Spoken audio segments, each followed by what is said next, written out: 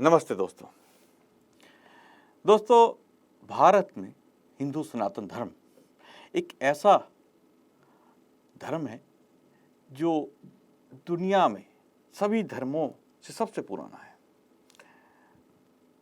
अगर हम बहुत गहन विश्लेषण करें अन्य मतों की, अन्य संप्रदायों के, उनकी पुस्तकों का, तो कहीं ना कहीं आपको सनातन धर्म के वेदों की शिक्षाएं या उसकी झलक आपको नज़र आ जाएगी। इतिहास में भी आपको ऐसी बहुत सारी चीज़ें मिलेंगी जो ये दिखाने का मतलब हमें शो करेंगी कि कहीं ना कहीं सनातन धर्म का, वेदों का प्रभाव इस दुनिया पे हमेशा से रहा। लेकिन हम अपने सनातन धर्म के बहुत सारी चीज़ों को काल्पनिक मान बैठते हैं।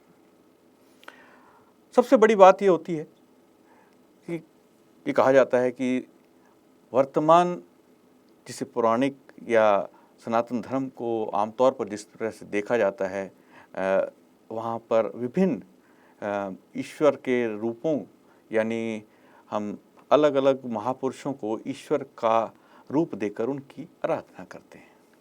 तो अन्य मतों के लोग इन चीज़ों को लेकर बहुत सारी अलग अलग प्रकार की कहानियाँ करते हैं। वहीं कुछ लोग जो हमारे अपने आप को धर्मगुरु कहते हैं या पुजारी, पंडे अपने आप को कहते हैं, उन लोगों ने भी अपनी धर्म की दुकान चलाने के लिए हमारे महापुरुषों को ऐसे ऐसे लीलाओं में जकड़ दिया, ऐसे ऐसे रूपों में जकड़ दिया कि जिसे सुनकर लोगों को एक तरह से आनंद तो आता है, क्योंकि कई लोगों की जो अंदर की दबी हुई चीज़ें हैं वो मस्तिष्क से बाहर आती हैं और वो उसको आनंद लेते हैं। गीत, संगीत, अलग अलग प्रकार की चीज़ें, नाचना, गाना, बहुत सारी चीज़ें। उसमें जब उसको धर्म का नाम या धर्म का सहारा दे दिया जाता है तो धीरे धीरे वो सनातन धर्म को अंदर ही अंदर खोखला करने लगता है।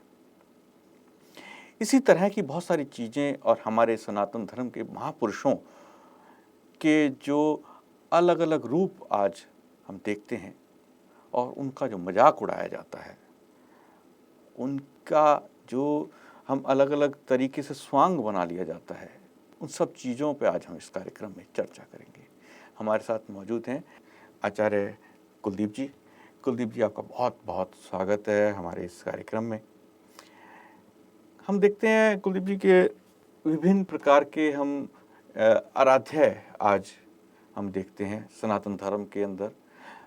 ठीक है, आराध्य हैं क्योंकि वो हमारे महापुरुष हैं, हमारे पूर्वज हैं और उनके दिए गए शिक्षा, उनकी दिए गई बातों पर हमें चलना चाहिए।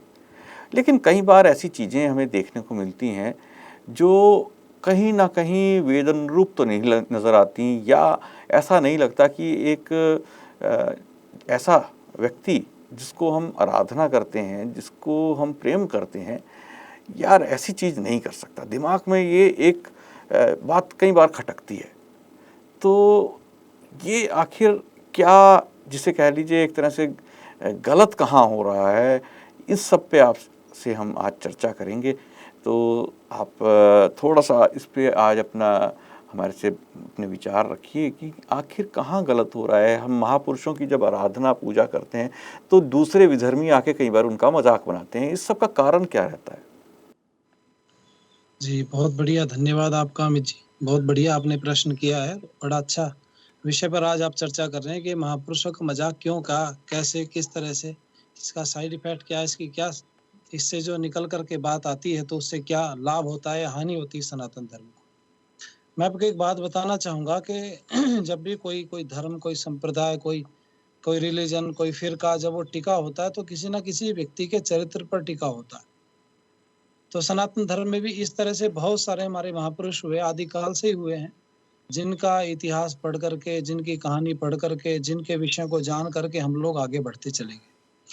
पहले से ऐसा नहीं था, लेकिन जब भारत आक्रमणों का शिकार हुआ, भारत पर आक्रमण हुए, तो हमारी जो हिस्ट्री थी, इतिहास था, उसको तहस-नहस कर दिया। उसका जो स्वरूप था, वो हमारे सामने प्रस्तुत किया, तो बिगाड़ करके प्रस्तुत किया। ऐसे उसी बिगाड़े हुए स्वरूप में हमारे महापुरुष शिकार हो गए। और चूँकि भारत गुलामी झेल रहा था, क पूरा भारत तो कभी गुलाम नहीं हुआ, लेकिन सांस्कृतिक गुलामी जो भारत में आई, वो सांस्कृतिक गुलामी का जो नुकसान हमने झेला और वो यही था सबसे बड़ा नुकसान कि जब भारत जब सांस्कृतिक गुलामी झेल रहा था, तो लेखकों को उस समय पर डरा करके, धमका करके या लालच में लेकर के महापुरुषों के खिलाफ बहुत सारी पुस्तकें लिखवा ली गई और इतना कुछ लिखवा लिया गया वो पर्याप्त है। उसको लोगों के बीच में प्रस्तुत किया जाता है, देखो आपके महापुरुष ऐसे थे, देखो आपके महापुरुष ऐसे थे, देखो आपके महापुरुष ऐसे थे। गलतियाँ दूसरे संप्रदाय के लोगों ने भी की हैं, उनके रहनुमाओं ने भी की हैं, लेकिन उनकी गलती को वो उनकी खासियत बता देते हैं, उनकी प्रशंसा करने लगते हैं, तो उनकी बहुत अच्छाई थी, उनको ऐसा प्रस्तुत करते हैं। हमारे वाले जो उनके ऊपर थोपा गया गलतियाँ, उनको बताते हैं कि देखो तुम्हारे महापुरुष कितने गिरे हुए थे। तो ये हमारे महापुरुषों का जो चरित्र चित्रण हुआ, ये गुलामी काल में अब जो हम पढ़ रहे हैं, गुलामी काल में हुआ इसमें से लगभग में, और सब में मिलावट की गई। और उस मिलावट का शिकार आज सनातन धर्म के जो महापुरुष हैं, उनका सही स्वरूप जो होना चाहिए, वो हमारे सामने नहीं प्रस्तुत हो पा रहा है। जी, कुलदीप जी, सही स्वरूप क्या है? एक ये सवाल अब मन में आता है, शायद दर्शकों के मन में भी आ रहा है कि आखिर सही स्वरूप है क्या? जी, देखो कोई भी बात अगर कोई व्यक्ति इतना महान है, पहली बात तो ये है कि हम वेद के मानने वाले लोग हैं हुँ, और वेद के रास्ते पर हम लोग चलते रहे हैं। तो वेद से जो बात खरी उतरती, हमारे महापुरुष भी उसी को मानते होंगे। अब ये देखना पड़ेगा आपको, जैसे एक मैं पूरा उदाहरण के लिए आपके सामने प्रस्तुत करूँ, अभी शिवरात्रि गई है, नई-नई, अब इस समय पर जो काँवड़ लेकर के नौजवान आ रहे थे, श्रावण के महीने में लेकर के आते हैं। हुँ, श्रावण में कथा सुनने का बड़ा महत्व है, अच्छे कार्य किए जाते हैं और धार्मिक धर्म संस्कृति से संबंधित बहुत सारे कार्य किए जाते हैं श्रावण के महीने में। तो अभी इसमें क्या है, भोले भगवान का नाम लेकर के, भोले शंकर का नाम लेकर के, शिव जी का नाम लेकर के लोग कावड़ लेकर के आ रहे हैं, गंगा जल लेकर के आ रहे हैं। पवित्र गंगा जल है, गंगा जी में से जल लेकर के आते हैं, बड़ा काम आता है उसको। अगर आयुर्वेद की दृष्टि से देखें तो चर्म रोगों को ठीक करता है, तो वो लेकर के आ रहे हैं। लेकिन उसके साथ-साथ हो क्या रहा है, बहुत सारे नौजवानों को देखा गया कि वो भांग पी रहे हैं। हुँ, हमने पूछा भाई ये तो गलत है, नशा नहीं करना चाहिए। तो उन्होंने कहा शिव जी तो नशा करते थे, शिव जी तो भांग पीते थे। लेकिन कमाल की बात ये, जिन ग्रंथों में शिव जी को लिख दिया गया कि वो भांग पीते थे, वो ग्रंथों को भी तो मैच करना पड़ेगा कि महापुरुषों के जीवन से वो मैच कर रही है, वो तर्क पे बात है कि नहीं? क्या वेद में कहीं भांग पीने का विधान है? हुँ, क्या वेद में कहीं नशा करने का विधान है? हुँ, अगर वेद में नशा करने का, भांग पीने का विधान नहीं है, तो क्या वो वेद के विरोधी लोग थे हमारे? ऐसा नहीं है। अगर शिव जी को आप ऐसे ही आदि योगी या योगी पुरुष मान लेंगे या बहुत उच्च कोटि का उस समय का जानने वाला, योग की सब पराकाष्ठाओं पर पहुँचे हुए महापुरुष मान लेंगे, तो कोई नुकसान होगा क्या? हुँ, भांग भंगड़ मांगने से ये हो गया कि केवल भांग पीने वाला व्यक्ति। अब हुँ, आप सोचो जरा, जो कोई बहुत विद्वान व्यक्ति होगा, क्या वो नशा करेगा? तो ये तर्क नहीं लगाया गया। मैं कहना चाहूँगा आप लोगों से कि इन विषयों पर मुक्त कंठ से चर्चा होनी चाहिए, युवाओं को बताना चाहिए कि यार ठीक है, जिस रास्ते पर आप लग रहे हो, भगवान के नाम पर किसी कार्य को आप लोग करें, उसमें मैं बहुत ज़्यादा इंटरफेयर नहीं करना चाहता। चूँकि वो इतिहास का विषय, उस पर चर्चा अलग से किसी दिन की जाए, या आप कहोगे मेरे से प्रश्न पूछोगे तो मैं इसका उत्तर दूँगा। लेकिन वास्तविकता यही है कि महापुरुषों का जो चरित्र चित्रण है, वो सही तब स्वरूप उसका हमारे सामने प्रस्तुत हो पाएगा जब हम वेद से उसका मिलान कर दें। जी, बिल्कुल, आपने ये जो बात कही कि शिवरात्रि की ही बात नहीं है, आमतौर पर लोग ये कहते हैं कि शिव भांग पिया करते थे, उनके आस-पास जो हैं भूत-प्रेत और इस तरह की बहुत सारी बातें की जाती हैं। जबकि शायद जितना मैं जानता हूँ, भूत-प्रेत आदि का तो ज़िक्र वेदों में कहीं है ही नहीं, और जो शिव थे वो हिमालय क्षेत्र के एक राजा हुआ करते थे, जो एक महान योगी रहे, और उनकी योग तपस्या के बल पर उन्होंने बहुत सारे अपने लोगों को सेवा की, लोगों को अच्छे कार्यों की शिक्षाएं दी। उन्होंने लोगों को जो है काम करने के तरीके बताए, जिसे एक तरह से लोगों ने वरदान मान लिया, या बहुत सारे वो, जो कि हमेशा ये कहा जाता है कि वो बहुत एक कोमल हृदय के व्यक्ति रहे, जो पौराणिक भी मानते हैं। तो जो शिव हैं, शिव का जो चरित्र है, आज हम देखते हैं अलग अलग तरह के उनके ऊपर गाने बना दिए गए हैं। आपने भांग की बात की, कई लोगों को मैंने स्मैक पीते तक देखा है वो इस कांवड़ यात्रा के अंदर। तो ये सब चीज़ें कहीं ना कहीं एक तरह से हमारे जो महापुरुष हैं उनके चरित्र को हनन कर रही हैं। कुलदीप जी, इसी प्रकार से हम अगर देखते हैं कृष्ण जी को लेकर भी बहुत सारी चीज़ें इस तरह की होती हैं, और वास्तविकता ये है कि आज हमारे देश में बहुत सारे ऐसे संप्रदाय हैं जो राधा और कृष्ण की जोड़ी को भी नहीं मानते। वो रुक्मणी को ही कृष्ण जी की पत्नी मानते हैं, वो उस चीज़ को नहीं मानते। हिंदू अलग अलग जो संप्रदाय हैं उनमें बहुत सारे ऐसे हैं, लेकिन हम कई जगहों पर देखते हैं वो रुक्मणी की बात ही नहीं करते, वो राधा और 16,000 रानियों की बात करते हैं। और इस तरह का उल्लेख जो कृष्ण को लेकर हमने एक फैसले में, सुप्रीम कोर्ट के फैसले में भी देखा, जब ये कहा गया कि लिव इन रिलेशनशिप की बात हुई, तो उसमें भी एक ऐसी टिप्पणी आई कृष्ण जी को लेकर। तो ये सब चीज़ें कहीं कृष्ण जी के चरित्र को लेकर भी सवाल मन में आते हैं, उसके विषय में आपसे जानना चाहेंगे। जी, बहुत बढ़िया। देखो उसको जानना पड़ेगा, जो एक नया पात्र जोड़ दिया गया कृष्ण के साथ में, क्या वो है या नहीं है? इस विषय को जानना पड़ेगा। अगर इस विषय पर आप लोग नहीं पहुँच पाते हैं, उस पर चर्चा नहीं हो पाती, तो ये सत्य नहीं निकल पाएगा। रुक्मिणी के साथ में विवाह हुआ, कृष्ण के साथ में कोई राधा नाम की कोई स्त्री नहीं थी। ये कहाँ से जुड़ी है? तो मैं आपको कहना चाहूँगा, ब्रह्म वैवर्त पुराण से राधा को कृष्ण के साथ जोड़ दिया गया। ब्रह्म वैवर्त पुराण कब लिखा गया? कृष्ण कब पैदा हुए? इस काल में कितना अंतर है? जो कृष्ण है वो महाभारत वाले कृष्ण है। महाभारत को अगर आप देखेंगे उस समय उठा करके, तो कृष्ण का विवाह केवल रुक्मिणी के साथ में हुआ है और किसी दूसरी स्त्री के साथ विवाह नहीं हुआ। ये जो 16,108 रानियां और ये जो अलग से जोड़ दिया गया पूरा चैप्टर, जो पूरा विषय जोड़ दिया गया, या राधा का नाम, ये केवल आस्था का विषय लोगों ने बना लिया। ये अपनी मर्जी से राधा को जोड़ा कृष्ण के साथ में। राधा कोई नाम की कोई स्त्री है नहीं। कहीं भी आप पढ़े, मैं केवल केवल आस्था की बात नहीं कर रहे, उसमें तर्क भी तो होना चाहिए कोई। भाई जो जिसके साथ विवाह हुआ उसका नाम एक बार भी नहीं लिया जा रहा है, और ऐसे पात्र को साथ में जोड़ दिया गया जिस पात्र का कोई किसकी जो चर्चा नहीं है कहीं भी। तो मैं कहूंगा आप लोगों से कि राधा जो था, ये राधा जो जो नाम जोड़ा गया है, ये ब्रह्म वैवर्त पुराण में सबसे पहले इसका जिक्र हुआ। और ब्रह्म वैवर्त पुराण में कहाँ से आया, तो इसके विषय में मैंने बहुत सारी चीजें कही, मेरे प्रवचन इस विषय पर पड़े हुए। मैं इस समय चर्चा करना जरूरी नहीं समझता। मैं इतना केवल कहना चाहूंगा कि जो सच है उसको स्वीकार करना चाहिए ना। अगर कृष्ण के साथ में रुक्मिणी को मार लेंगे तो कोई नुकसान होगा क्या? या राधा को तुमने जोड़ दिया साथ में कृष्ण के ऐसे महापुरुष को जो बहुत बड़े योगी हुए, उनके साथ में आपने प्रेमिका जोड़ दी, पत्नी का नाम एक भी जगह नहीं। आज कितने सारे कथावाचक हैं जो इस बात से मुकर मुकर जाते हैं जब उनसे बात पूछा जाए। राधा नाम कहीं भी किसी भी भागवत महापुराण में भी नहीं। ये राधा आई केवल और केवल वहीं से आई, ब्रह्म वैवर्त पुराण से। तो मैं कहूंगा कि अब ये कहाँ से चली? जब जो कोई व्यक्ति कथा करने वाला व्यक्ति होगा, हुआ ये होगा, सबसे पहले कृष्ण की कथा कहीं हुई होगी, अब वो कराई होगी ब्रह्म वैवर्त पुराण वालों ने। तो उन्होंने कहा कि भाई कृष्ण का जो चरित्र है उसमें तो राधा है। अब उसने राधा को नाम वहां से जोड़ दिया। किसी ने सुनी सुनाई कथा आगे सुना दी और आगे सुना दी, ये नाम जुड़ता चला गया, आज ये नाम फेमस हो गया। बहुत सारे युवाओं से, बड़ी युवतियों से आप पूछो जो इस समय युवा हैं, उनसे पूछो कृष्ण की पत्नी का नाम क्या है। नुकसान ये हुआ एक पात्र जुड़ने का कि वो खत्म हो गया। वो कृष्ण की पत्नी का नाम तक लोगों को नहीं पता। आपको आज से आश्चर्य होगा, सोनाक्षी सिन्हा, सोनाक्षी सिन्हा जो एक एक्टर है, फिल्म एक्टर है, उससे जब अमिताभ बच्चन ने कौन केबीसी में पूछा कि रामचंद्र जी की पत्नी का नाम था, तो नहीं बता पाई। तो इसका जो इसका साइड इफेक्ट जो होता है, इसका जो नुकसान झेलना पड़ता है धर्म को, सबसे बड़ा नुकसान यही है कि जो सत्य व्यवस्था थी, जो सच था, उनके जीवन का जो इतिहास था, वो खत्म हो जाता है। छोटी छोटी बातें प्रचलित हो जाती हैं। फिर आगे चल करके कोई व्यक्ति इन्हीं विषयों पर शास्त्रार्थ कर लेगा आने वाली पीढ़ी से कि कृष्ण के साथ में तो देखो तुमने ये लिखा हुआ है और महाभारत में ऐसा लिखा हुआ है, तो वो सारा का सारा पूरा विषय झूठा हो जाएगा। और जब पूरा विषय झूठा हो जाएगा तो जो जिनके साथ शास्त्रार्थ होगा वो धर्म छोड़ने पर मजबूर हो जाएंगे। जी, इसमें एक चीज़ और जानना चाहूँगा, 16,000 रानियों वाली जो कथा आती है, ये कहाँ तक सच आपको लगती है? क्योंकि हम मानते हैं कृष्ण जो हैं वो एक योगी पुरुष थे, उनकी एक पत्नी थी। तो ये जो 16,000 वाली जो बात है, हम राधा के बारे में अब चर्चा यहाँ आपने जैसी तरह बात कही कि वो एक ग्रंथ से है, लेकिन ये 16,000 रानियों वाली कहानी कहाँ से आई? जो कहते हैं कि उनके पास तो इतनी रानियाँ रखा करते थे, तो हिंदू धर्म में भी बहुविवाह जो है वो हो सकते हैं, इस तरह की चीज़ें कही जाती हैं।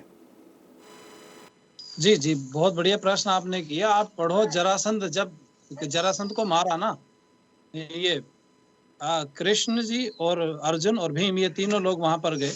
तो इन्होंने जब जिस समय पर जरासंध को मारा, तो जरासंध को मारने के बाद में जरासंध की जो कैद से राजा छोड़े गए, वो सैकड़ों राजा थे। उनकी सैकड़ों स्त्रियां थी वहां पर कारागार में, जिनको जरासंध ने बंद किया हुआ था।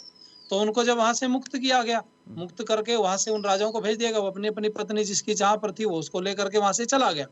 तो मैं कहना चाहूंगा बहुत सारी जो स्त्रियां थी ऐसी भी थी महाभारत के काल में, जो जिनके पति मर गए या कुछ और स्थिति ऐसी पैदा हो गई। तो जो पति शब्द है वो केवल विवाहित के लिए प्रयोग नहीं किया जाता कि इसने विवाह किया होगा इसलिए पति। पति जो शब्द है वो बहुत सारे अर्थ उसके बनते हैं। आप देखो, आप राष्ट्रपति इस समय पर स्त्री है, तो क्या स्त्री भी पति हो सकती है? पति माने होता है रक्षक, रक्षा करने वाला। हो सकता है कि उस समय पर कुछ स्त्रियों की उन्होंने रक्षा की हो, कहीं पर ऐसा वृतांत हो, और रक्षा करने के कारण से पति उनको शब्द का प्रयोग कर दिया गया। लेकिन हद तो तब हो गई जब सबके साथ में संतान उनकी दिखा दी गई। तो फिर इससे तो वो वाला जो हम तर्क दे रहे हैं वो तर्क इसका बैठता नहीं है। तो मैं कहना चाहूंगा कि बिल्कुल सरासर निरर्थक है और गलत है। कृष्ण के साथ में अगर कहीं ऐसा महाभारत में एक भी जगह पर कहीं ऐसा नहीं दिया गया कि 16,108 रानी या उनके साथ साथ 10 बच्चे उनके कहीं हुए, कहीं ऐसा कोई वृतांत नहीं है। कृष्ण का एक बेटा था जिसका नाम था प्रद्युम्न, जो रुक्मणी से पैदा हुआ, और जो 12 वर्ष तप करने के बाद में बद्रीनाथ में तप करने के बाद में जो एक संतान को जन्म दिया। जी, बिल्कुल क्योंकि कृष्ण के बेटे का तो हर जगह पर ज़िक्र आता है महाभारत के अंदर। उनके अलग-अलग दूसरे जो चीज़ें हैं उसका ज़िक्र नहीं आता, लेकिन जो लोग इस चीज़ को धर्म का आधार बनाकर अपने जो कुंठाएँ हैं उसको साधने का प्रयास करते हैं, तो वो गलत हो जाता है कि मुझे शिव को हम अगर भंगेड़ी कह देंगे तो मेरे भांग पीने का आधार मिल जाएगा कि वो ऐसा करते थे तो मैं भी ऐसा कर रहा हूँ उनके भक्त के तौर पर। तो ये हमारे जो महापुरुषों का चरित्र एक तरह से खराब करने का काम है, बहुत सारे लोग करते हैं और हम भी अनजाने में ऐसा कर जाते हैं। इसको आज देखने की आवश्यकता है, क्योंकि हम अगर आज के वर्तमान समय में देखते हैं, कोई व्यक्ति अगर अन्य मत और संप्रदाय के किसी भी व्यक्ति जिसने वो मत और संप्रदाय शुरू किया था उसका अगर थोड़ा-सा भी गलत तरीके से नाम तक ले ले, तो उसका तन जो है सर अलग करने तक की बात आ जाती है। वहीं हम अपने आराध्य महापुरुषों का खुद कई बार मजाक उड़ाते हैं, उनके साथ उनको अलग-अलग लीलाओं का नाम दे देते हैं, और ये जो चीज़ है आगे चलकर कहीं न कहीं ईसाई मिशनरी या मुस्लिम मौलानाओं के लिए एक बहुत ही आसान रास्ता बन जाता है आपको पलटवार करने का, आपको पलटकर उनके धर्म में ले जाने का। तो ये चीज़ जो है ये कहीं न कहीं सनातन धर्म के लिए एक बहुत बड़ी चुनौती बनी हुई है, और अगर इस सब से हमें बाहर निकलना है तो कुलदीप जी क्या करना होगा? किस तरह से लोगों को आम पता चले कि हमारे महापुरुषों का सही स्वरूप क्या है? इसके लिए क्या करना चाहिए किसी व्यक्ति को अगर जानना है तो? देखो, बहुत बढ़िया बात ये है, मैं आपको बताना चाहूंगा कि सुधार और बिगाड़ ऊपर से होता है, नीचे से नहीं हो सकता कभी भी। जो नीचे किसी भी धर्म के संप्रदाय के जो फॉलोअर होते हैं वो तो बाध्य हैं, उनको तो जो बताया जाएगा, जैसे बताया जाएगा वो वैसे करेंगे। तो ऊपर से सुधार होना चाहिए। अब सुधार कहाँ से होना चाहिए?